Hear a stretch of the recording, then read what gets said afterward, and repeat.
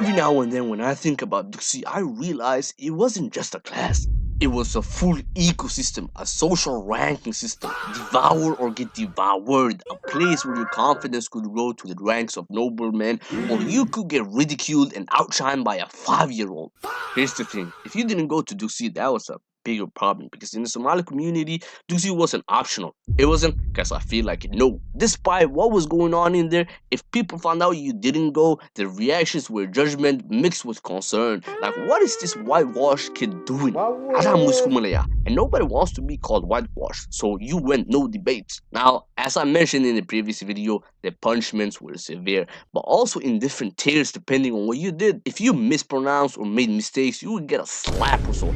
If you was repeatedly making mistakes, the Ma'alim would get fed up with you and save you as a treat for after Duxi. Sometimes you would get an activity type punishment that would require you to be in some weird position for 10 minutes that only Shaolin monks do. Sometimes you would get no sweets that come in Sunday, but that's not even the worst part. The worst types of beatings were when the students did something extraordinary, outrageous. I remember being in Duxi one time and this kid was arguing with the Ma'alin, and I'm gonna be honest, although the Ma'alin was running the Duxi like Emperor Genghis Khan, he was correct this time. The kid being like 9 accidentally slipped out an insult to the Duxi, to the Ma'alin. I mean, before you could even blink, this guy got the nastiest, most ma'an slap I had ever seen. Wow! The slap was well aimed, and the kid ended up crying, and he just got quiet after that.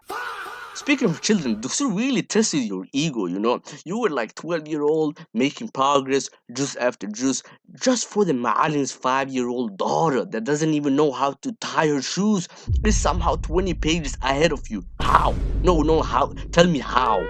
Every time she reads the Quran, Ma'alinka says, Sida akhrinaysa dhegeyso, learn from her. While you're sitting there re-evaluating your existence because someone who eats crayons is outperforming you spiritually. It's not even about Quran at that point. It's about self-respect. How do you go home and explain to your parents you lost to a 5-year-old? And then there were competitions.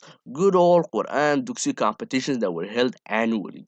Every Duxi that was in some random basement that looked like Soviet torture chambers arrived from all corners of the town.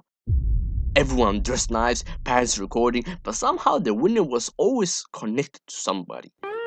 Tell me why once I was about to enter this Quran competition and one of the Ma'alins took me and 5 other kids to the side and told us exactly which surahs we would get so we could train on them in advance. That was straight up cheating, but I did not care. I am not losing to kids this time. I recited Quran flawlessly, the flow, the rhythm, but somehow I didn't even get into the top 3. No, this family of 3, all 3 of them, who just happened to be the Ma'alin's favorite students, won the competition.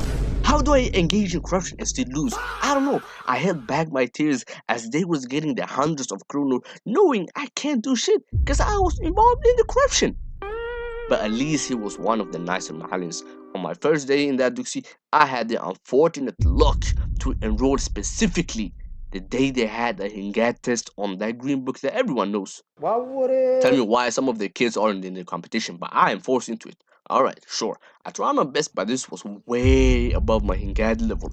Bro wanted me to write an entire surah just from scratch. And of course I failed. What I didn't know was that this Ma'alim was the type to embarrass the students when they failed. Tell me why every time they finish the test, he grades them in front of everyone. Okay, you get 60 out of 100, you 80, you 70. Huh? قفك يا واحد لا إله إلا الله محمد رسول الله 0 out of 100. He showcased my test in front of everyone and said my name out loud. I said, Waniga, it's me.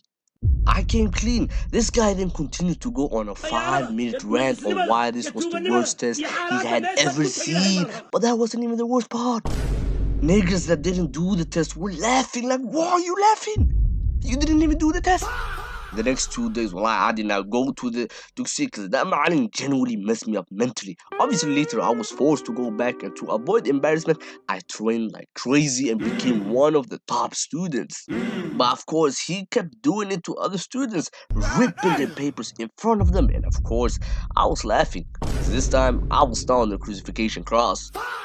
But yeah, man, of course, Tuxi builds your character. It genuinely does. It might not make you into the most perfect person, but wallah, like it builds your resilience and makes you into a soldier that has gone years of boot camp.